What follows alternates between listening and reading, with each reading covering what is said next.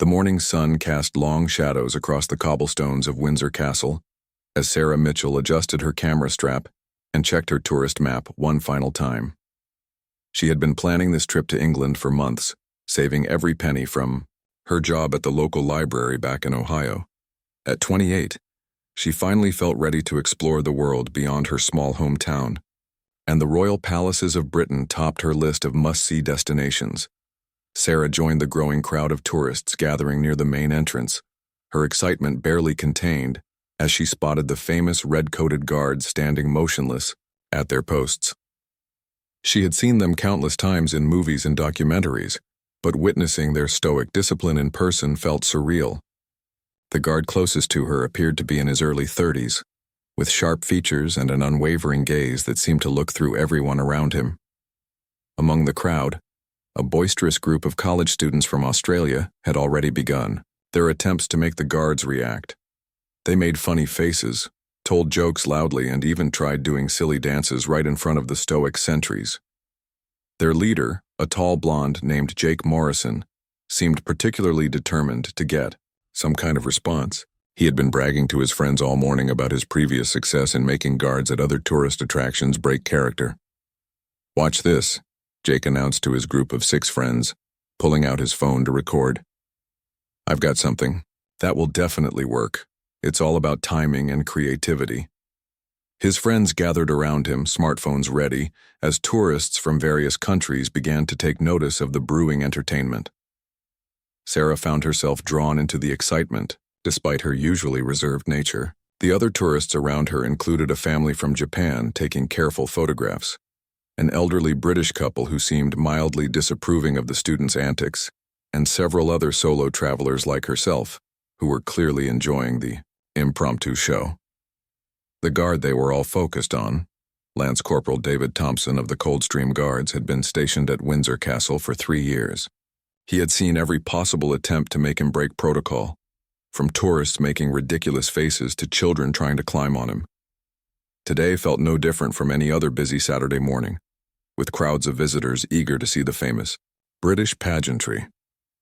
David's military training had prepared him well for maintaining his composure under any circumstances. He had served 2 tours in Afghanistan before being selected for ceremonial duties at the royal residences. Standing perfectly still for hours while tourists gawked and tried to provoke reactions had become second nature to him. His job was to protect the royal family and maintain the dignity of the crown, regardless of whatever silly antics unfolded around him. Jake continued strategizing with his friends, discussing various pranks they had seen online and debating which approach might work best. They had already spent considerable money on this European backpacking trip and wanted to return home with the most impressive social media content possible. Making a royal guard break character would be the ultimate trophy video for their Instagram accounts. As the morning progressed, more tourists joined the growing crowd. The atmosphere became increasingly festive, with people sharing stories about their own travels and comparing photos they had taken at other famous landmarks. Sarah struck up conversations with fellow Americans and found herself laughing at the Australian students' increasingly elaborate attempts to get the guards' attention. The guard rotation was scheduled for 11 o'clock, just over an hour away. Jake realized he was running out of time to execute his master plan. He had been holding back his best idea, waiting for the perfect moment when the crowd was large enough to provide maximum witnesses for his anticipated viral moment. "All right, everyone," Jake announced, gathering not just his friends, but also encouraging the broader crowd to participate. "I've got something special planned, but I need everyone's help. It's going to be epic, and if we all work together, this guard won't be able to keep a straight face." Sarah felt a slight unease as she noticed the intensity in Jake's voice, but the festive atmosphere and peer pressure from the excited crowd made her push aside her concerns. After all, what harm could there be in a harmless tourist prank? The guards were used to this kind of attention, and it seemed to be all in good fun. The elderly British couple shook their heads disapprovingly and moved away from the growing crowd, muttering something about disrespectful foreigners under their breath. However, most of the remaining tourists seemed eager to be part of whatever spectacle Jake was planning. David Thompson remained perfectly still, his eyes fixed straight ahead, though his peripheral vision allowed him to observe the increasing excitement among the tourists. He had dealt with group pranks before, and felt confident in his ability to maintain his professional composure, regardless of what they threw at him. His biggest concern was ensuring that whatever they planned did not pose any security risk to the castle or its visitors. The castle's security cameras captured every angle of the unfolding scene, while plainclothes security officers positioned throughout the crowd kept watchful eyes on the situation. They were accustomed to tourist antics but remained alert for anything that might cross the line from harmless fun into something more problematic. Jake pulled out a small wrapped package from his backpack, grinning mischievously as his friends crowded around to see what he had planned. The package was about the size of a paperback book, wrapped in bright red paper with a large gold bow. Sarah and the other tourists craned their necks to get a better look, their curiosity piqued by Jake's secretive behavior and confident demeanor. The key clock tower chimed 10:30, marking exactly 30 minutes until the guard change ceremony. Jake knew he had to act soon if he wanted to pull off his prank before David's shift ended. The crowd had grown to nearly 50 people, all focused on the unfolding drama and eager to witness whatever surprise Jake had planned for the stoic royal guard. Jake Morrison unwrapped the mysterious package with theatrical flair, revealing what appeared to be an elaborate fake birthday cake made from foam and decorated with plastic candles. The crowd erupted in laughter and applause as they realized the prank's premise. Jake had planned to approach the guard and loudly announce that it was his birthday, hoping to catch him off guard with such an unexpected and seemingly innocent gesture. "It's April 1st, everyone," Jake shouted, suddenly making his true intentions clear to the assembled tourists. "We're going to give this guard the best April Fool's surprise of his life. Who's ready to help me sing happy birthday?" Sarah felt her stomach drop as she realized they were about to participate in an April Fool's prank, rather than just harmless tourist entertainment. Something about targeting a working soldier on duty made her uncomfortable, but the crowd's enthusiasm was infectious, and she found herself swept along with the group's energy. David Thompson's training had covered many scenarios, but elaborate April Fool's pranks involving fake birthday cakes had not been specifically addressed in his briefings. He maintained his rigid posture while internally assessing the situation for potential security risks. The foam cake appeared harmless enough, but he remained alert for any signs that this might be a distraction for something more serious. Jake approached the guard slowly, holding the cake with exaggerated ceremony while his friends recorded from multiple angles. The crowd began singing a disjointed version of Happy Birthday, with tourists from different countries contributing in their native languages. The scene quickly became chaotic, but seemingly good-natured, with children clapping and adults laughing at the absurdity of the situation. "Happy birthday, Mr. Guard," Jake announced loudly, holding the cake directly in front of David's face. "I know you can't break character, but we wanted to make sure you felt celebrated today.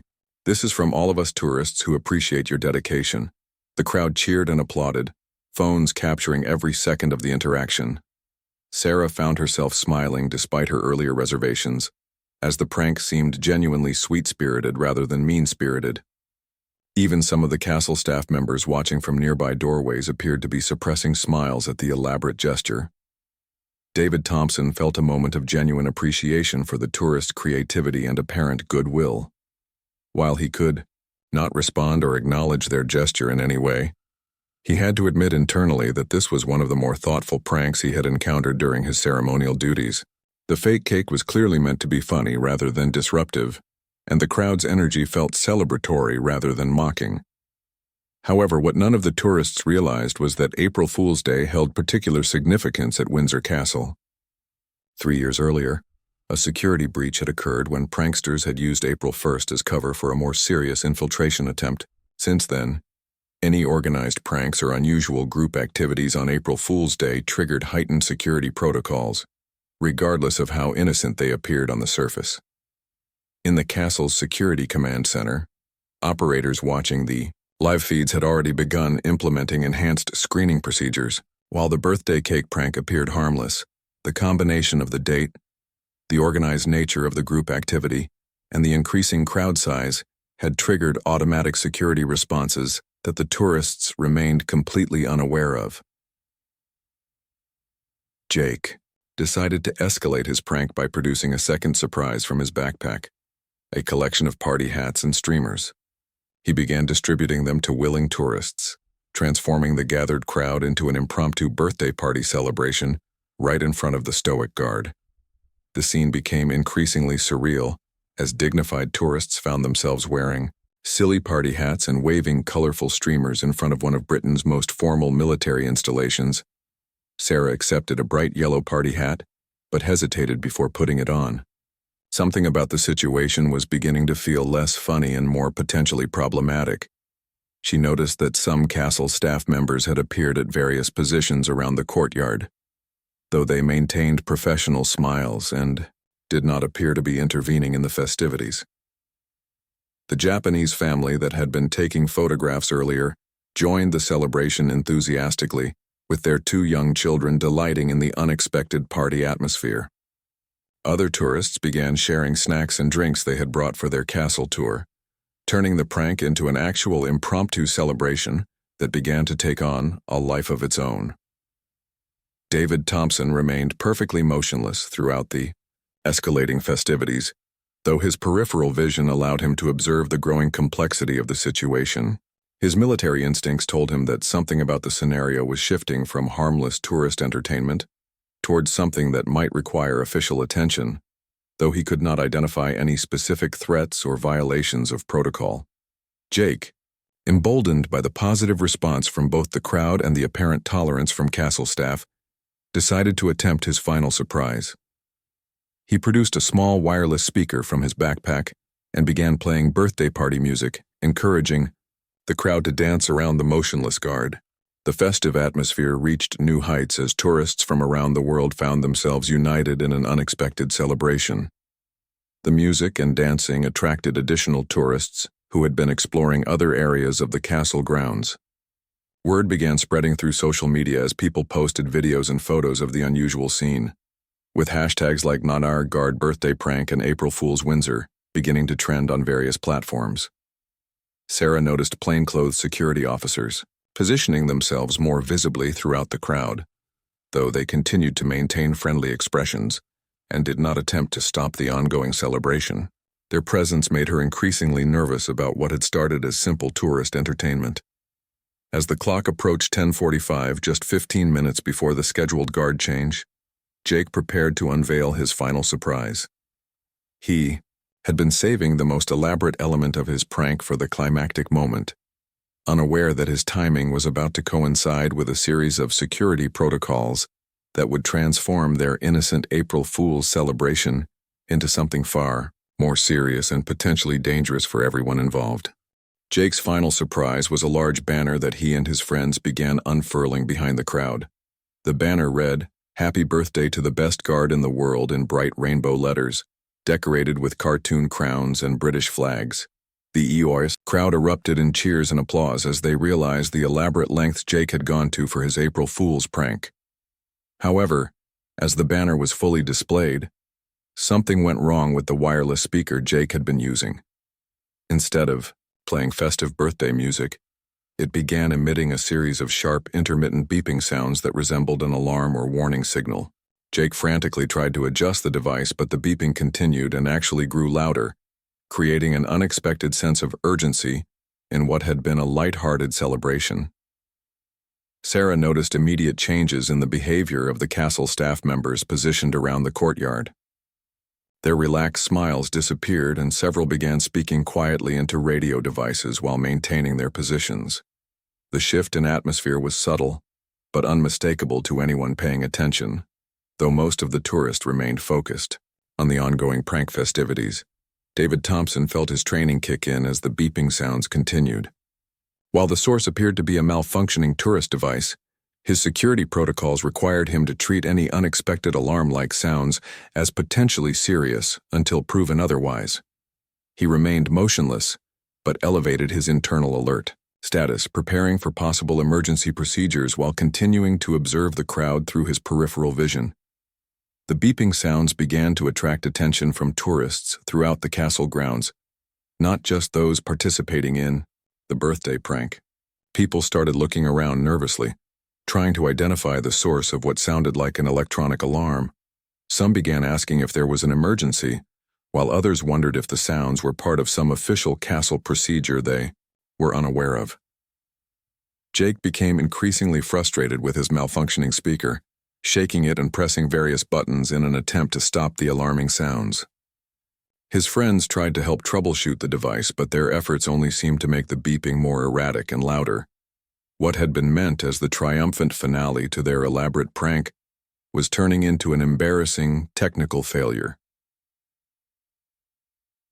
In Shannar, the castle's security command center, the combination of organized group activity, April Fool's Day timing, and now mysterious alarm sounds triggered the activation of enhanced security protocols. While the operators could see through their cameras that the situation appeared to involve tourists and a malfunctioning device, standard procedures required them to treat the scenario as potentially serious until definitively cleared. Additional security personnel began moving discreetly into position throughout the castle grounds, though they maintained low profiles to avoid causing panic among the many tourists who were simply trying to enjoy their visits. The goal was to be prepared for any possibility while allowing normal tourist activities to continue, unless and until a genuine threat was identified. Sarah began to sense the subtle changes happening around them and felt increasingly uncomfortable with their situation. The party hats and streamers that had seemed fun moments earlier now felt inappropriate, given the growing tension she could detect among the castle staff. She quietly removed her party hat and began considering how to extract herself from the group without causing additional disruption. The Japanese family with their 2 young children also seemed to pick up on the changing atmosphere. The parents began gathering their belongings and gently moving their children away from the immediate area of the prank, though they continued to smile politely and did not appear to be in a panic. Their quiet departure went largely unnoticed by the other tourists who remained focused on Jake's technical difficulties. Meanwhile, Jake's frustration with the speaker was escalating. In his determination to fix the device and salvage his elaborate prank, he began dismantling parts of the speaker casing, trying to access whatever was causing the malfunction. His friends watched nervously as he used a small screwdriver from his backpack to open the electronic device, while the beeping sounds continued echoing off the castle walls. David Thompson's military experience allowed him to recognize the signs of heightened security activity around him, even while maintaining his ceremonial posture. The increased presence of personnel, the subtle changes in communication patterns, and the ongoing alarm sounds created a scenario that required maximum alertness. He prepared mentally for the possibility that he might need to break from his ceremonial role if a genuine emergency developed. The crowd of tourists began to fragment as some people became uncomfortable with the persistent beeping sounds and the subtle but noticeable increase in security presence.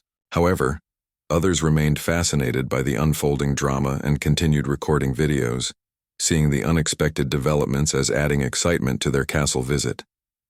As Jake continued working on the speaker, he accidentally triggered an even louder series of sounds that echoed dramatically off the ancient stone walls of the castle courtyard. The new sounds were distinctly different from the previous beeping and included what sounded like recorded voice fragments played at high speed, creating an even more alarming audio experience for everyone in the vicinity. Sarah made the decision to leave the area immediately, politely excusing herself from the group and walking quickly toward the main tourist path. Her instincts told her that the situation was developing beyond a simple prank malfunction and could potentially become more serious if not resolved quickly. The banner that Jake's friends continued to hold began attracting attention for the wrong reasons as castle visitors from other areas approached to investigate the source of the mysterious sounds. What had started as an April Fool's prank for a small group of tourists was now creating a significant disturbance that was affecting the experience of hundreds of other castle visitors. As the clock struck 10:50, just 10 minutes before the scheduled guard change, the malfunctioning speaker suddenly stopped making any sounds at all. The abrupt silence felt almost as dramatic as the previous noise had been, leaving an eerie quiet that seemed to amplify the tension that had been building throughout the courtyard. The sudden silence from Jake's speaker created an uncomfortable pause that seemed to stretch across the entire courtyard. In that moment of quiet, everyone could hear the sound of approaching footsteps as castle security personnel began moving more directly toward the area where the prank had been taking place. The footsteps echoed off the stone walls with an official authority that made even the most oblivious tourists realize that something significant was happening. Chief Security Officer Margaret Henley approached the group with a professional but stern expression. She had been monitoring the situation from the command center and decided that direct intervention was necessary to prevent any further escalation. At 52 years old, she had 25 years of experience in royal protection and knew how to handle unusual situations involving tourists while maintaining the dignity and security of the royal residences. "Good morning, everyone," Officer Henley announced in a clear, authoritative voice that immediately commanded the attention of all the tourists in the area. "I need to speak with whoever is responsible for the electronic device that was making the alarm sounds. This is a security matter that requires immediate attention." Jake Morrison felt his confidence evaporate as he realized that his April Fool's prank had crossed an invisible line from harmless tourist entertainment into something that was being treated as a serious security concern. He still held the dismantled speaker in his hands with small electronic components scattered around his feet, where he had been trying to repair the malfunction. "Ma'am, this is just a Bluetooth speaker that started malfunctioning," Jake explained, his voice much quieter and less confident than it had been throughout the morning. "We were just trying to have some fun with a birthday prank for the guard. We're really sorry if we caused any trouble." Officer Henley examined the device components while maintaining a professional demeanor, though her expression remained serious. "I understand your intentions may have been harmless, but any electronic device that begins emitting alarm-like sounds in a royal residence triggers mandatory security protocols, especially on April Fool's Day. We need to have this device properly examined before we can clear the situation." The remaining tourists in Jake's group began to realize the gravity of their situation. What had started as a fun vacation prank was now being treated as a potential security incident at one of Britain's most important royal residences. Several of Jake's friends began putting away their phones and quietly distancing themselves from the immediate area, though they remained close enough to support their friend if needed. David Thompson continued to maintain his ceremonial posture, but his years of military service allowed him to understand the serious nature of the developing situation. Security protocols at royal residences were not taken lightly, and any incident involving unknown electronic devices had the potential to escalate quickly if not handled properly by all parties involved. Additional security personnel arrived to establish a larger perimeter around the area, while other officers began the process of carefully examining Jake's dismantled speaker. The examination was thorough but professional, with each component being checked using specialized equipment to ensure that the device contained only standard consumer electronics and posed no actual threat. Officer Henley explained the situation to the gathered tourists in terms that helped them understand the seriousness without creating panic. "Ladies and gentlemen, we need to complete our security procedures before normal activities can resume in this area. This is standard protocol for any unusual electronic activity, and we appreciate your patience and cooperation." Sarah, who had moved to a safe distance earlier, watched the unfolding situation with a mixture of relief that she had followed her instincts and sympathy for Jake and his friends, who clearly had not intended to create a security incident. She realized how quickly innocent tourist activities could become complicated when they involved places of such national importance. The crowd of tourists that had gathered for the birthday prank began to disperse as people realized that the entertainment was over and the situation had become more serious than anyone had anticipated. Some expressed disappointment that their videos would not have the lighthearted ending they had expected, while others seemed fascinated by witnessing actual royal security procedures in action. Jake's friends gathered around him as security personnel continued their examination of the speaker components. The group spoke in hushed tones about their concerns for Jake and their regrets about participating in what they now realized had been a poorly planned prank. The festive party atmosphere that had characterized their morning had completely evaporated. The examination of Jake's speaker revealed that the malfunction had been caused by water damage to the device's internal circuitry, likely from the morning dew that had accumulated on Jake's backpack during their early morning walk to the castle. The moisture had caused electronic components to short-circuit, creating the alarm-like sounds that had triggered the security response. Officer Henley shared the results of the technical examination with Jake and explained the next steps in the process. The device poses no security threat, but the incident has been documented according to our standard procedures. You'll need to provide your identification information for our records, and there will be some restrictions on your activities. Here at the castle for the remainder of your visit. Jake provided his passport information and contact details while apologizing repeatedly for the unintended consequences of his prank attempt. He expressed genuine remorse for disrupting the normal operations of the castle and for potentially affecting the experiences of other tourists who were trying to enjoy their visits. The security team's professional handling of the situation impressed many of the tourists who witnessed the procedures. Rather than creating additional drama or treating Jake and his friends as criminals, the officers focused on determining the facts and ensuring everyone's safety while maintaining the dignity of the royal residence. As the clock approached 11 o'clock and the time for the guard change ceremony, Officer Henley made the decision that normal operations could resume. The security examination had been completed, the area had been cleared of any potential threats, and the situation had been properly documented according to established protocols. However, the consequences of the morning's events were far from over for Jake and his friends, as they would soon discover that their April Fool's prank had set in motion a series of additional complications that would extend well beyond their castle visit.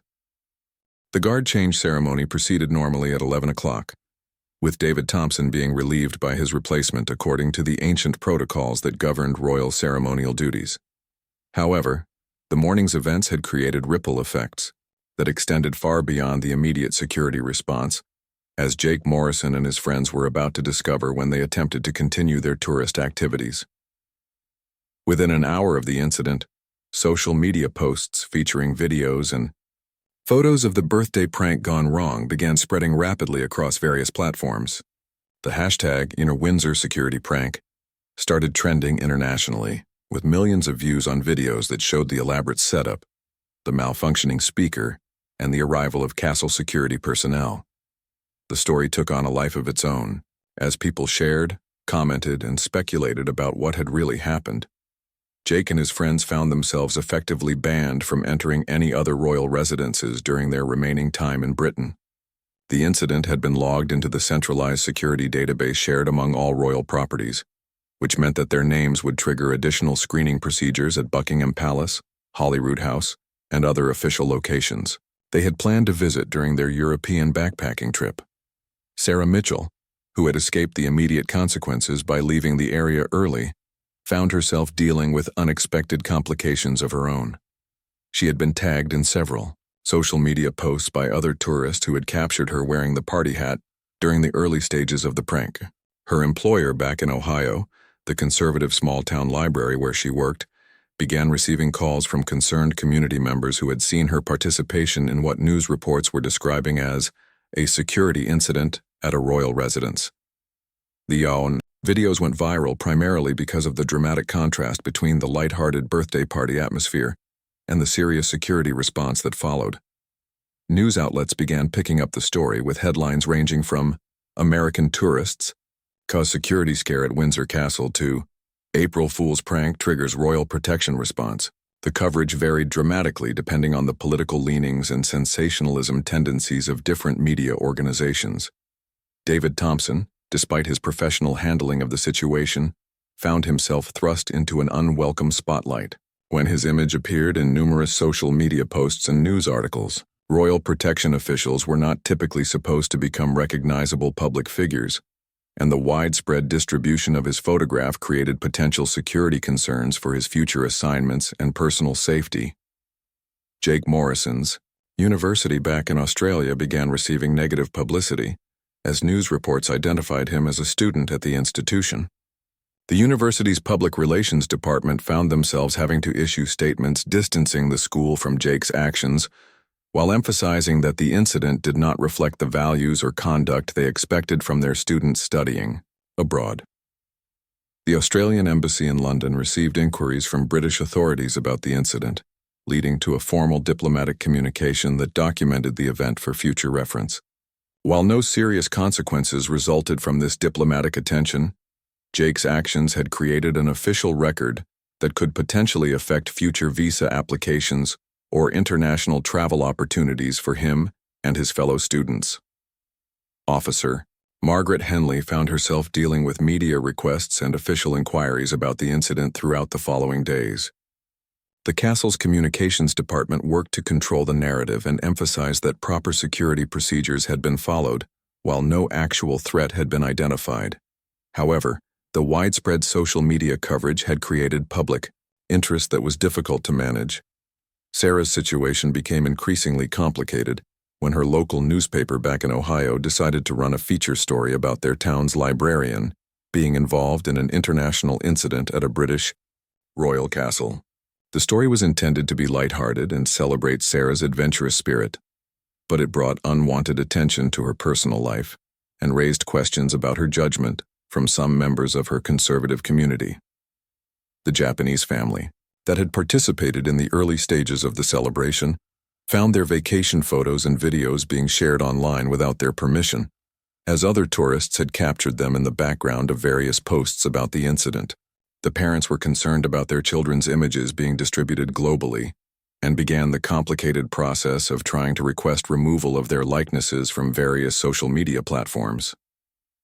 Jake's malfunctioning Bluetooth speaker became an unexpected symbol of how quickly innocent fun could spiral into serious consequences in the age of social media and heightened security concerns. Technology bloggers began discussing the importance of checking electronic devices for water damage before using them in sensitive locations, while travel guides started including warnings about prank activities at tourist destinations. The incident also sparked broader discussions about appropriate tourist behavior at historically and politically significant sites. Cultural commentators debated whether modern social media culture encouraged increasingly elaborate attention-seeking behaviors that disrespected the solemn purposes of places like royal residences and national monuments. David Thompson requested a transfer to duties that would provide him with greater anonymity, as the widespread distribution of his image had compromised his ability to serve effectively in his ceremonial role. The Royal Protection Service began reviewing policies about tourist photography and social media to prevent similar situations from affecting other personnel in the future. Officer Henley used the incident as a case study in training sessions for other royal security personnel, emphasizing the importance of maintaining professional responses to unusual situations while being prepared for the ways that social media could amplify and complicate even minor incidents involving tourists and royal properties. The viral nature of the videos created ongoing challenges for everyone involved as the story continued to be shared and reshared weeks after the original incident. New details and perspectives emerged as more tourists who had been present came forward with their own photos and videos, creating a comprehensive documentation of the event that none of the original participants had anticipated or desired. Jake and his friends prepared to leave Britain and continue their European travels. They realized that their April Fool's prank had created consequences that would follow them long after their vacation ended. The digital footprint of their actions would remain searchable online indefinitely, potentially affecting their reputations and opportunities for years to come. 6 months after the Windsor Castle incident, the long-term consequences of Jake Morrison's April Fool's prank continued to unfold in ways that none of the participants could have anticipated. The digital permanence of their viral moment had created ongoing challenges that affected their lives, careers, and relationships in profound and lasting ways. Jake discovered that his future employers would routinely find the Windsor Castle videos during background checks, leading to uncomfortable conversations during job interviews where he had to explain and contextualize his involvement in what many viewed as disrespectful behavior toward British institutions. Several potential employers expressed concerns about his judgment and decision-making abilities, making his post-graduation job search significantly more challenging than expected. His university in Australia implemented new policies requiring students studying abroad to attend cultural sensitivity seminars before departure, using Jake's incident as a primary example of how cultural misunderstandings could escalate into serious diplomatic and legal complications. Jake found himself reluctantly serving as a cautionary tale for future generations of students, with his story becoming part of official orientation materials. Sarah Mitchell faced ongoing scrutiny in her small Ohio community, where the incident had taken on political dimensions she never anticipated. Some community members viewed her participation as evidence of disrespect toward traditional institutions and authority figures, while others defended her right to enjoy herself during a well-deserved vacation. The controversy contributed to her decision to seek employment in a larger, more cosmopolitan city, where her brief moment of international notoriety was less likely to define her professional reputation. The library where Sarah had worked was forced to deal with ongoing requests from researchers and journalists who wanted access to information about their former employee, who had become an unwitting internet celebrity. The institution eventually developed policies about discussing employees' personal activities with media representatives, using Sarah's situation as a template for protecting staff privacy in the digital age.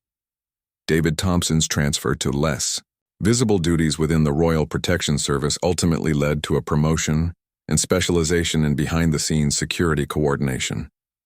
His experience managing the April Fool's incident became valuable expertise that informed new protocols for handling tourist-related security situations. He occasionally reflected on how a simple morning shift had unexpectedly altered the trajectory of his military career in largely positive ways. The Royal Protection Service implemented comprehensive policy changes based on lessons learned from the incident. New guidelines addressed social media considerations, tourist engagement protocols, and procedures for managing situations that might be filmed and shared online. Training programs began including modules on digital age security challenges and the ways that viral content could complicate traditional security responses. Officer Margaret Henley was promoted to a senior position developing security policies for all royal residences, with her professional handling of the Windsor Castle incident serving as a model for crisis management in the social media era. She frequently spoke at security conferences about balancing traditional protection responsibilities with modern digital realities. The Japanese family whose vacation photos became part of the viral story eventually succeeded in having most images of their children removed from major social media platforms, but the experience had taught them valuable lessons about digital privacy and the unexpected ways that family moments could become public property in a connected world. Jake's friend group, which had seemed so close during their European adventure, gradually drifted apart as they each dealt with the ongoing consequences of their shared experience in different ways. Some friends became more cautious about social media and public behavior, while others embraced their viral status and continued seeking attention through increasingly elaborate online stunts. The incident became a case study in several academic fields, including tourism studies, digital culture research, and security policy analysis. University professors used the Windsor Castle prank to illustrate concepts ranging from cultural sensitivity and international relations to viral marketing and crisis communication. Jake occasionally received requests to speak at academic conferences about his experience, though he generally declined these invitations. Windsor Castle itself experienced a temporary increase in visitors who hoped to recreate elements of the viral prank or simply see the location where the famous incident occurred. The castle's management worked to balance capitalizing on this increased interest while discouraging inappropriate behavior that might lead to additional security complications. Social media platforms use the incident to refine their algorithms for detecting and managing content that involves security-sensitive locations. The widespread sharing of videos from royal residences raised questions about the appropriate limits on user-generated content that might compromise institutional security or individual privacy.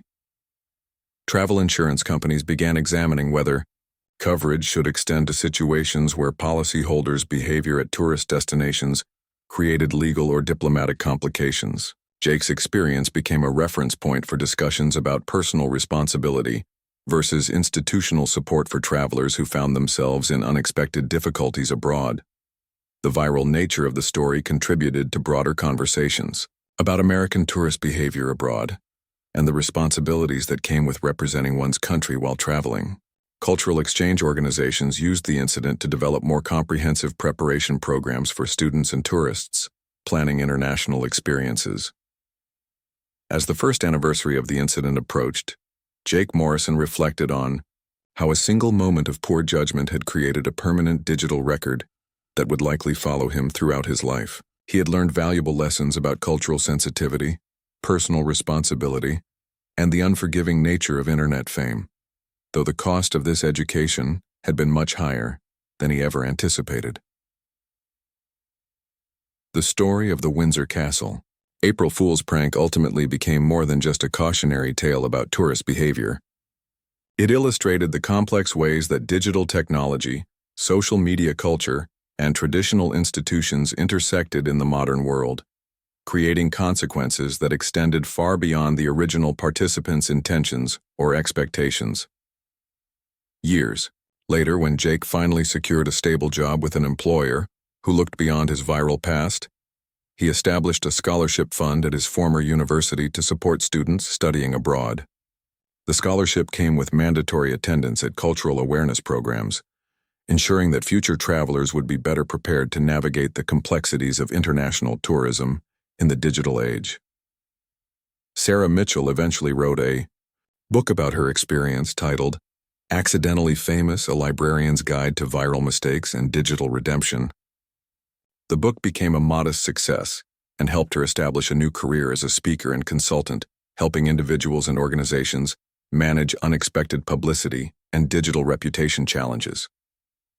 David Thompson retired from active duty with full honors and became a consultant for security firms specializing in protecting high-profile locations from modern digital age threats.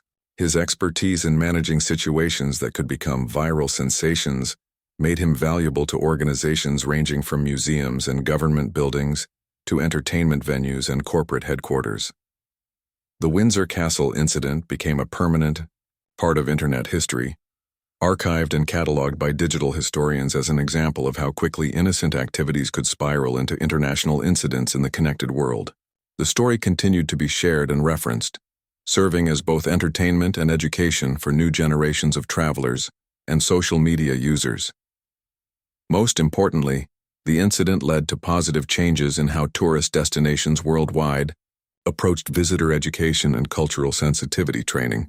The viral nature of Jake's mistake had created awareness that ultimately prevented similar incidents at countless other historically significant locations around the globe. The April Fool's prank that started as simple tourist entertainment had evolved into something much more significant, a catalyst for important conversations about respect, responsibility, and the lasting power of digital documentation in shaping both individual lives and institutional policies for years to come.